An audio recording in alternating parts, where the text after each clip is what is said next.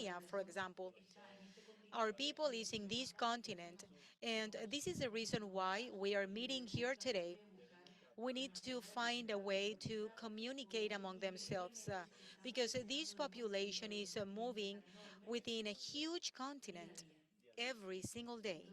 Entonces, es muy difícil para las organizaciones It is civiles difficult poder for formalizar civil sus propios society representantes, organizations to have poder trabajar the mejor con spaces las to work empresas with the y en necessary ese tools. compromiso nosotros por eso And nos luckily, enfocamos en esa área we have de focused poder on that commitment. We have focused on formalizarnos para poder prestar regularizing mejor ourselves trabajo, so we para can offer poder better estar aid, en contacto con so todos we los can actores stay que in touch trabajan with all the actors con la migración venezolana en Uruguay, working with the Venezuelan desde el nivel de population in gobierno, Uruguay at the different institucional, levels, departamental, government, con los institutional, organismos internacionales, departments, with para poder international entities ser como los in voceros, order los que to llevamos be la voz the de la speakers, realidad the que se ones vive elevating the allá voices con la of migración venezolana. those Y esto in the debería ser Venezuelan population.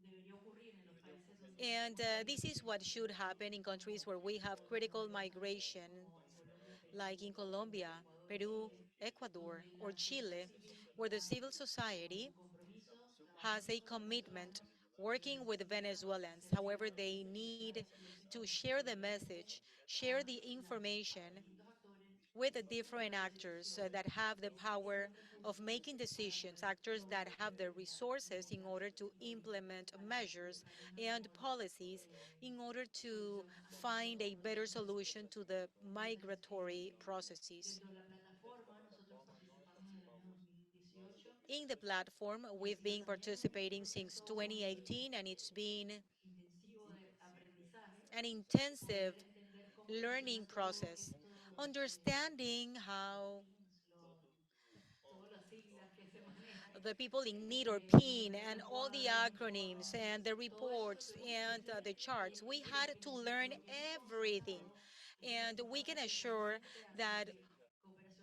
we internacional need que se vuelve international pública o cooperation and we need to para que offer podamos support to tenemos organizations so we tenemos can work ejemplos better. súper valiosos como el de We República have Dominicana donde extremely aquí valuable en examples Venezuela like se the DR, contribuyó where the Venezuelan civil society al plan de directly regulación. Eso contributed to fue the regularization plan. realmente un And ejemplo that del was poder que an tiene example of the nuestras power organizaciones de that poder colaborar our con associations have cooperación directamente entre working todos. with our La gran suerte es que estamos populations in a activados, direct que way. queremos aportar, Luckily, que we tenemos are compromiso, activated. We solo want to falta contribute. We have the los commitment. recursos, esa We formación, only need the la resources, oportunidad the de training, que ese the mensaje se envuelva opportunity en el that the RMRP y message por that ende we llegue receive a las directly distintas y finally por ende reaches to the que different puedan hacer entities and organizations de that could verdad algo really efectivo execute specific measures in order to offer solutions.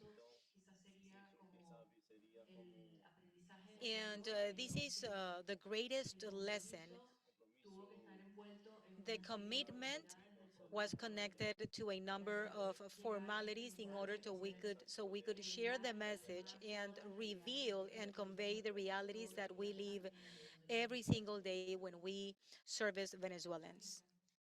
Mi Thank pregunta es you. para Neri. Neri, My ¿a qué question se is debe for el Neri. alto nivel de Neri, what is the desinformación reason of the high institucional level of ante la migración? misinformation that ¿Qué es lo que Venezuelans hace que se face evite que haya tanta and that cooperación were able internacional? to reduce by Voices of Venezuela? Bueno, nosotros identificamos varias cosas. Una Well, de ellas we era que identified several inicialmente things. One of them was that no sabía initially, cómo se comunicaban los venezolanos in the lack of knowledge para of buscar communications información. from Venezuelans when they were seeking information, Existían muchos productos que tal vez, muchos there productos were y a mensajes que tal number vez of desde la communication buena intención products that resultaban sometimes, with the best intentions, were not available for Venezuelans. So maybe because there were websites and we were investing on websites and we had 95 of people that couldn't gain access to internet. And this is a pretty high number to create a Entonces, website. teníamos entonces la otra barrera era There was que la another información barrier, que se colocaba en esas páginas web and no that era was that legible the por la information on población website venezolana was porque not estaba digested by infradigitalizado. Venezuelan Y population because it en was palabras in más legal coloquiales, terminology. terminología And if you wanted to understand legal terminology, you will have to pay for a lawyer. So they were not able to understand or digest that information. Third, there was a lack of knowledge on how the surrounding works because you arrive into a country as an adult, coming from an environment where you think that you understand how everything works, and then you come into a country where everything works differently. The bureaucracy is different. And when you ask, you are treated as an adult. And as an adult, you are supposed to understand what's happening around you. And here we have misunderstandings or people saying, well, I was mistreated when I asked a question in the institution. And this is one of the discourses. I must understand the person working at the institution, servicing 200 people a day, and maybe that person doesn't have the best spirits when someone is asking a question that you are supposed to know as an adult. So it is a complex setting. Hence, we decided that we were not only to bring the information into a space where they could access the information, but we were also going to elevate the language of the information. And I would like to highlight when I say elevating the language, because sometimes as institutions, we focus on the message, but I do not take into consideration the way that person communicates or where that person communicates. What does that person need to understand, and how can I do it so that person understands my message? And above all, not only how I want that person to understand it, but also to understand it, remaining the process because they feel supported, and multiply it and share it with other people that sometimes do not have the possibilities to access that information. And this is our focus in Voces of Venezuela. How can I use something that I have in a website for the Ministry of Labor and bring it to the home of a person that probably is living with other 6 people with just one cell phone, with access to WhatsApp, because remember, WhatsApp is completely free in cell phone packages, and for that person to feel that the information is for them, but also that the way that information is shared, the images and the videos are created for that person to transform into an agent that can transform and multiply that information. Share it with other people that might need the information, people that have no access to that information because they have access to no cell phones or computers, or sometimes they don't know how to use an email. And this is something that we see every single day. We see people that during the temporary protection for migrants knew everything to do, but they had no idea what an email was. They didn't know how to uh, make conversions, PDF conversions, basic tools that we believe, we assume they know how to use. And then it turns out that we are dealing with a population that have a 20-year technological delay. And this is important to understand. It's important to understand that not everyone communicates the same way. This is an exercise that not only helps the Venezuelan population, and this is something important to mention, something that I always heard since I moved to Colombia was that, okay, working with the Guajira community is very difficult, and we've been some of the few organizations, even though we are a Venezuelan organization, we have worked in the territory because we were able to transform the information, and we were able to make that information to become a tool for that community so the community can make it their own and replicate it, because it's not a matter of us giving the information. The idea is for the people that receive the information to become multiplier agents within their communities.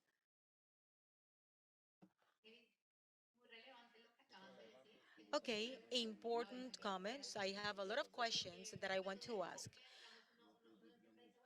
because we say, okay, this is a great product. How can we make it accessible for everyone?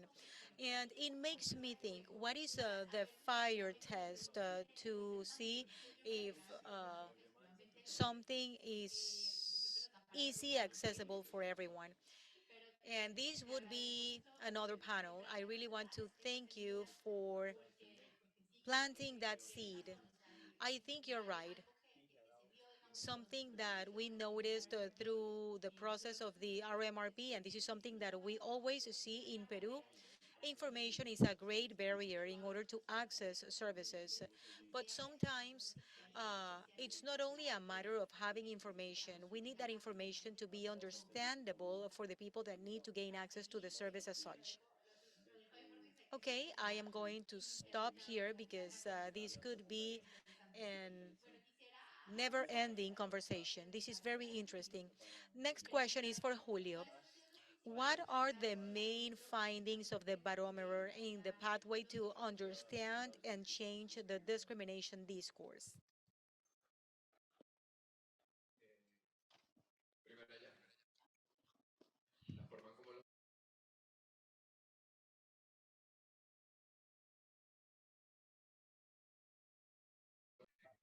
Social media play a very important role as to what information are presented into different audiences and what is presented. So the press and social media play an important role as to how we talk about human mobilization and migration.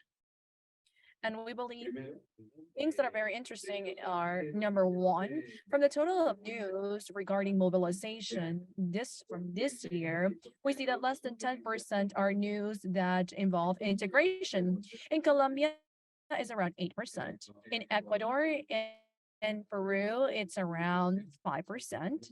In other words, 8%, 5% of all of the news related to migration are news regarding integration. The rest are just informative news, are news or communication regarding criminal activity or other type of news that do not involve integration. Now, what's interesting about this is that within those integration news are important and they're there.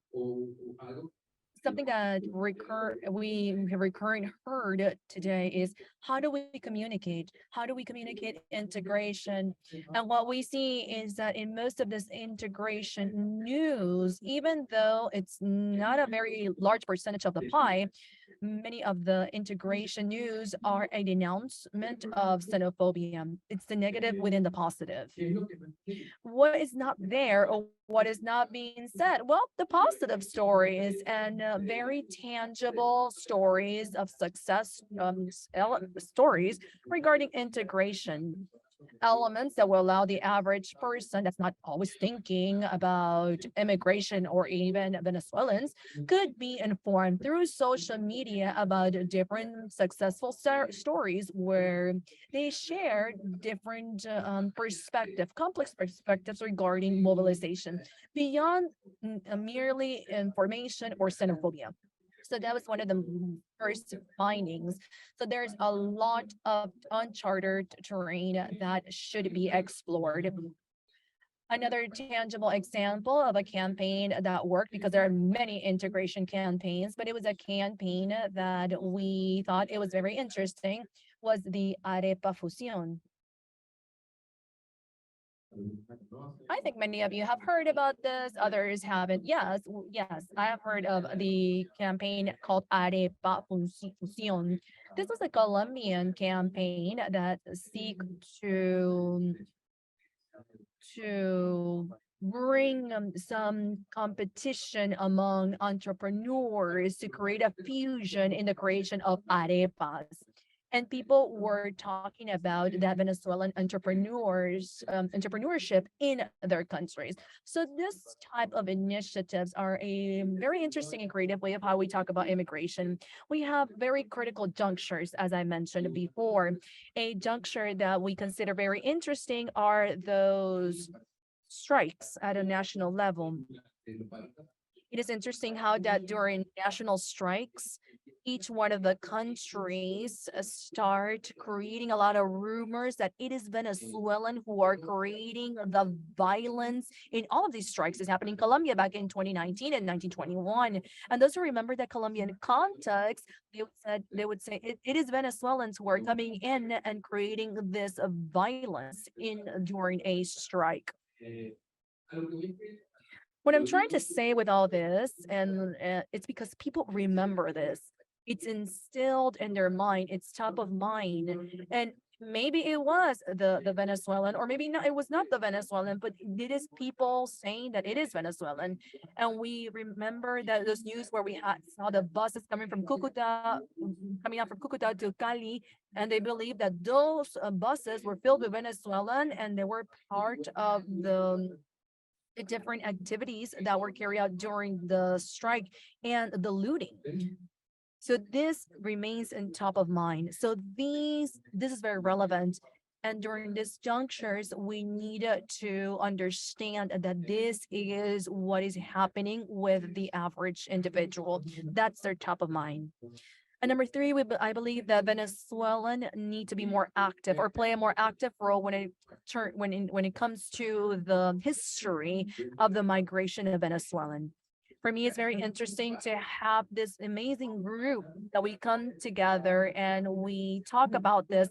We need to find the ownership about the history of migrations, the myths of migration. Not even in Venezuela, there is something related to this. Some people deny that this even happened, and those who leave, those who stay, talk about those who have left, that they were deceived into leaving.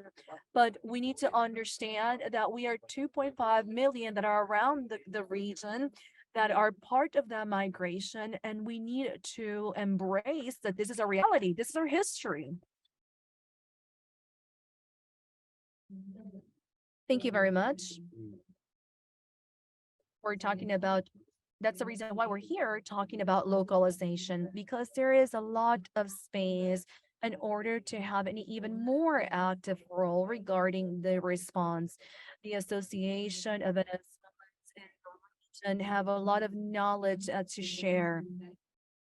Knowledge of how to provide information that could be accessible to other migrants. My question is to Mariela. Mariela, could you kindly share with us what has worked in your work as support service to all those refugees and Venezuelan migrants in Panama in order to guarantee access to the labor market and the creation of new employments? I think we have all be coherent as to the need of integration, the need of individuals to have access to decent employment.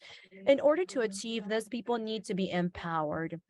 Their emotional and psychological state needs to be sound in order for them to develop themselves in those host countries and bring down any barriers. Many times xenophobia comes from us because we think, well, it's Panamanian, it's Chilean, I don't like that. So we can't just arrive criticizing the people from our host countries. We need to be consistent with that message. We need to address our populations for them to be part of the community where they have arrived to. They have to go to these new countries and understand that they are going to be part of a new society, and that they need to be empowered and psychological, emotionally sound, and understand that they have neighbors in that host country that also have a value, that also need to be respected. So it needs to be mutual respect. We've been empowering our people empower them to create relationship with other Venezuelan partners, employers, and business persons here in the country, as well as Panamanian business persons. Many of the people that you see out there are not just people that were part of Activados. They went to the city of knowledge. They have worked with the banks. They need to be part of this society. We cannot continue with our Venezuelan ghetto. This makes no sense. And I also want to issue a call to all of the associations. We need to work as a network. We have the Venezuelan coalitions. We have Maria and Jose, that was the ex former chair. We need to come together as a network because we all have a say and we all have something to contribute. Thank you very much. Ex, mira. Former.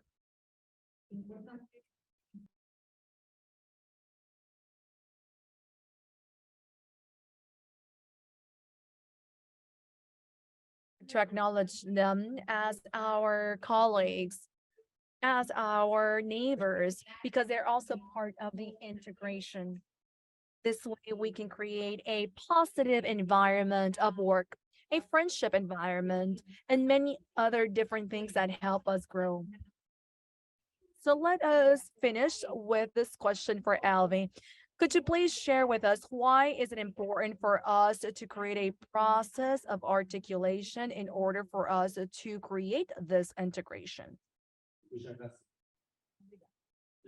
Thank you very much. The Network L'Amour, who I represent in this panel, it involves more than 100 local associations from 22 countries in more than 400 cities of Latin America.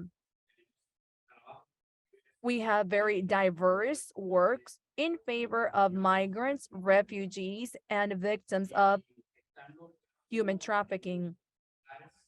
From our areas of work, shelters for migrants and social shelters, we have understood that working in silos will be very hard for us to see progress, that we needed to work in a coordinated way. The coordination within a network makes us stronger. It allows us to question, motivate us in one centered focus or main objective. As organizations based on faith, one is to overcome the temptation of consider ourselves superior, to overcome the temptation to of seeing the migrant as those worth of begging or to receive simply offering.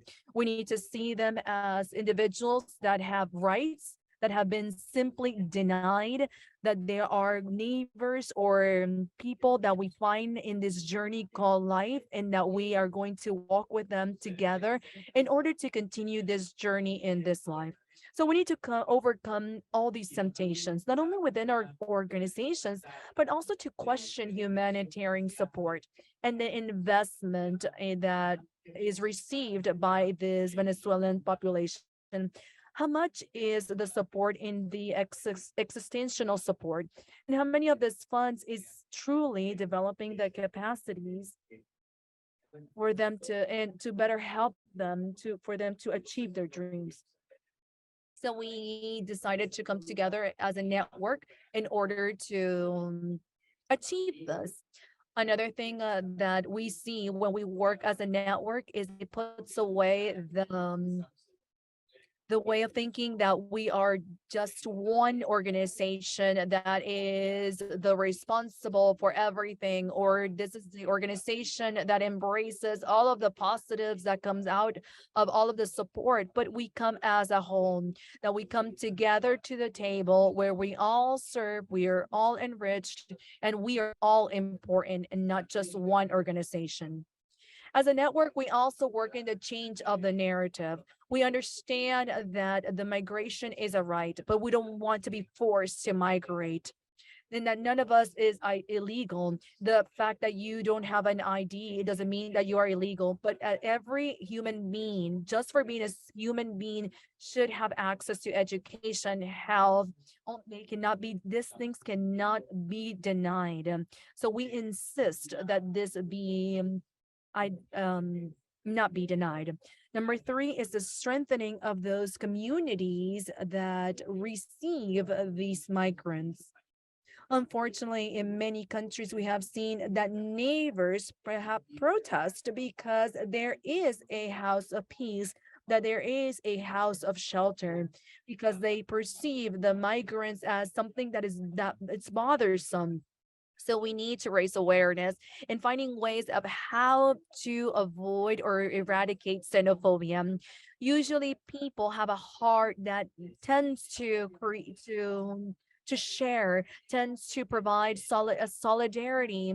But what happens in a situation where the shelter is small and can only receive three individuals, or even a school that only has three classroom and two teachers, how are we able to receive migrants if that is a condition even for the national? We need to be able to find ways to develop the countries in order for them to also embrace the migrant. In our network called Clamor, we have received from the Pope three verbs, which is to host, to protect, and integrate. These have become our three drivers. Drivers that continues us to dream in a world where no one is denied the possibility to fulfill their dreams of being happy. And as it was mentioned by the testimony that was shared this morning from the Venezuelan, where she said that in her luggage, there was no space for dreams. And that is what is happening to many of our migrants. Their dreams need to be left outside of the luggage because there's no way to pay that extra weight of a dream. A dream to be able to fulfill what they have considered it is a great and brighter future, to bring hope to their children, to bring new colors to that future, and to come together as a world, as one, because we are one in this world. Wow, Elvis, beautiful words. I would say my main takeaway will be that generous heart, the generous heart of all five of you, the wonderful work that has been carried out by each one of you from the communities that where you reside.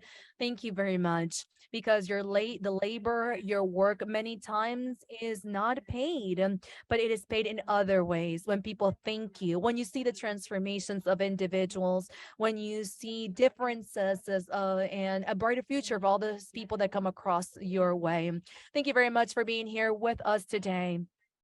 And with this construction or this building of a new world, I believe that we have a way of how to build a brighter and better future through the platform. We hope that we can continue working as a whole in the network. Thank you very much, all of you.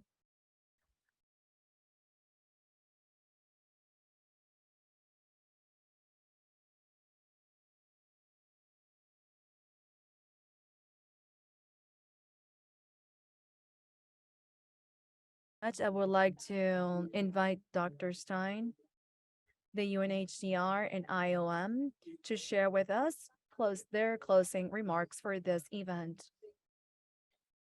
Dr. Stein, the floor is yours.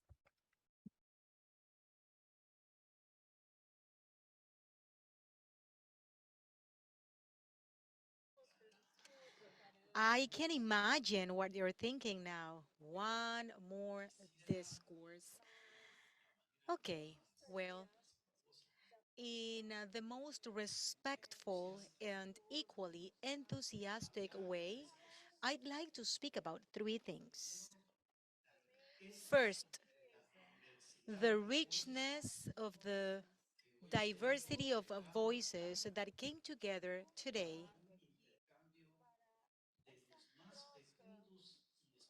for have a for a hoping and fruitful dialogue, because that multiplicity of voices and the transcendence of the content based on the experience from the mud of the problems that we are facing worldwide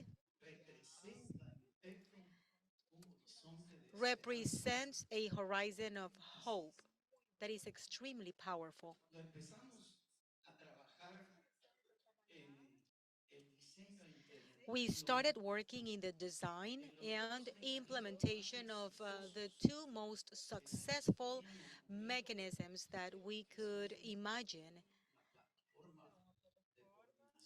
Those are the interagency coordination platform that has offered the glue between a public official institutionality that is constitutionally responsible, not only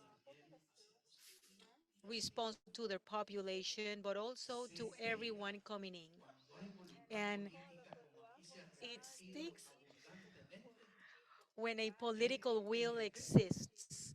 responsabilizarse de brindar no solo los servicios Becoming a la responsible población que están obligados sus gobiernos, to offer the sino services brindar that the governments la posibilidad de are to recibir offer, a and esa also to offer población the possibility to que no host, salió de su to receive that population por that voluntad did not propia leave their de buscar country alguna otra opción, voluntarily, sino por la fuerza de las but circunstancias only because of the circumstances that y en we ese all know. sentido And in los that intercambios sense, de hoy, disculpen, pero me prepararon con mucho the esfuerzo different exchanges un that we had resumen today, I would like de to los temas más apologize. A importantes summary of the most tratando important de topics were prepared, and I am not recorrerlos, going to dare sino que to go quisiera over all that. centrarme I en would like to elementos focus dos on at least elementos two con los que quisiera of the elements that exponerlos hoy al final de esta I would reunión. like for you to El embajador view as Donoso de a Chile, takeaway. Ambassador Donoso from Chile, Sergio Bueno de just as Colombia, Sergio Bueno from Colombia, tocaron muy centralmente este tema de las nuevas addressed narrativas the new aquí en narratives. este extraordinario panel And later here han in this reiterado extraordinary panel, dándonos una clase we de have heard it again. simbología con las We have heard it again experiencias que han ido when desarrollando. they shared their different Estamos experiences. viviendo todo el We planeta are está living viviendo a merced de redes everything the digitales planet is living donde at cualquier the will of a persona digital network puede publicar where venenos anyone can sin publish tener responsabilidades bad editoriales, information without any de type of hacer circular responsibility, una where anyone degradación can de disseminate the movimientos, de degradation of personas, movements, de of people, esfuerzos, de of ideas, sin efforts, tener of sin ideas, responder ante or nada. whatever you may think without being Tenemos que responsible for volver a anything. encontrar We need las to find sincronías operativas the que operational realmente synchronization. que contengan las visiones We need to estratégicas de have lo que hoy a hemos strategic compartido vision de manera tan of profunda, everything we shared precisamente today in a fruitful para way tener la capacidad in order to de have the mantener ability to maintain informada a nuestra población en our cada people país informed y a la población in each one futura of the countries, en cada and país que also the sigue coming de population forma and the digital population received accesos by a each la one of the countries so they have info de access to the antidote interpretación de la realidad to con interpret the reality veracidad, con información in an accurate concreta, way públicamente with comprobable, pero sobre concrete and todo public information, con lo que hemos verifiable repetido information, de manera and tan above all, profunda, insisto, con una esperanza de que with podemos the ser hope ser that we una can región effectively no solo become a una better region, comunidad mejor, not una only a better región community, not only a better country. América Latina no Latin volverá America a ser la misma will después de lo que not estamos be the viviendo. same after Y everything si we're fuera en going manos through. de ustedes, And if desaparecerían it were in your las hands, fronteras geográficas geographical impuestas desde el borders would siglo XIX disappear, borders that were para ser imposed since the una 19th sola century. So we sociedad could become just en one nuestra riquísima society diversidad in the richness of our y de alguna diversity. forma con And somehow, multiplicación de multiplying opportunities creando y to desarrollándonos continue de growing acuerdo a and las developing capacidades y de according to acuerdo our a las demandas capabilities and de una according to población the benefits donde of all the queremos groups, crecer, subgroups, etcétera, regions, en un subregions, continente territories, etc., que es de los más grandes premios in que a ha recibido continent that is one of el the planeta desde biggest gifts received diversidad in de the planet expresiones, because of our diversity. diversidad I de will allow información, myself to la mention in just a brief importancia de que moment en esta the visión importance that in this tan vision, generosa in y this tan responsable wonderful and sobre la responsible vision necesidad de atención que la about población migrante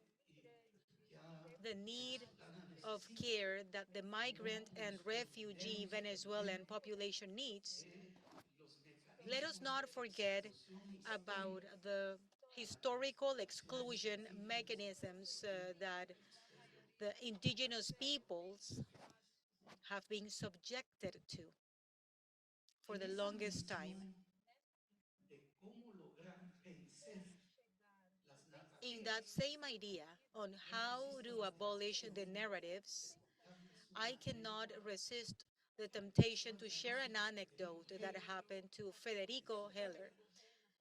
in Uno his de los lessons. alumnos más One of his destacados most le bright preguntó students asked him al final de una at clase the end of a class, algo sobre asked him la about diferencia the en el desarrollo difference de las in contradicciones históricas the de historical cómo lograr contradictions que un ser humano on how o una a human sociedad being hacia encontrarse con el absoluto. can find the absolute Reconoció según la throughout anécdota, the travel. no sé si está, Based on the anecdote, hay he cosas, le dijo, said, que solo sabemos el absoluto y there yo. are things that only Y hay otras que solo the saben el absolute absoluto power and los myself indigentes. know, and other Así things que are only known en esa by the absolute power. simpleza, si se quiere, So, con la que within un that genio de ese simplicity tamaño that trató a su such a alumno, genius no podemos responded to nosotros his student, darnos ese we lujo. Y hoy se ha demostrado que estamos justamente en la dirección cannot opuesta. do that. And Y si we have tuviéramos proven that we al are menos at the el opposite nivel arriba direction.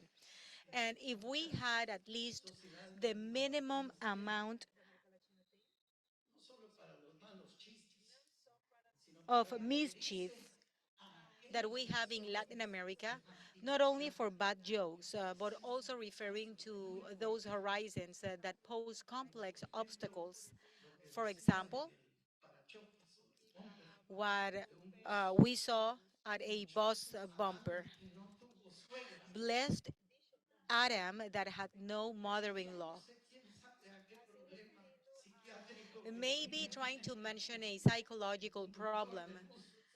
Por cierto, that en la Ciudad the de bus México driver son had tan in creativos Mexico para City. esto. You all know that they are so creative.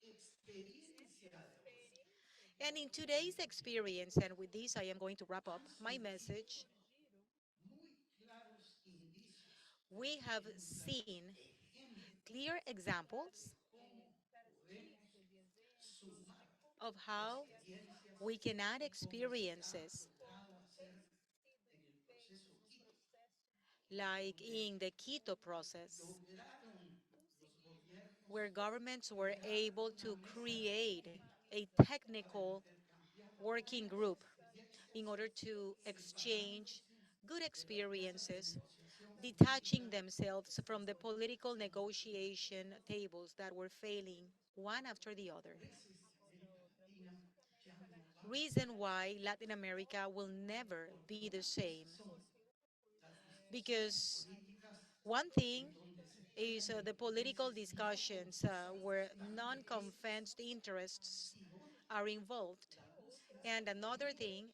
is de the genuine soluciones search cercanas for que no solutions that nacen can be put into en un practice closet o that en la are not habitación de un born in a escritorio closet o or en in a cualquiera de los desk aparatos or digitales in que any nos quitan el digital tiempo de hoy. device that Nacen de rob us los our time. intercambios They are born from the exchanges and the people that are going through those problems and lackings, and also are born from the concrete operational search of feasible solutions that can make our coexistence a more fruitful experience of humanity. And in that same line, I would like to thank the entire team of R4B and the team of this wonderful platform. I would also like to thank all the people and authorities that highlighted the need not to keep using hurtful discourses and continue gathering complaints of all the things that are not working correctly, but quite opposite, speaking about everything that's working good, but can work even better. I will not share any more anecdotes because I'll get rude and vulgar, but I'm quite grateful for your honesty and your contributions. And as I said at the beginning, you gave us a great class with examples from the field. Thank you. Much success and safe trip back home.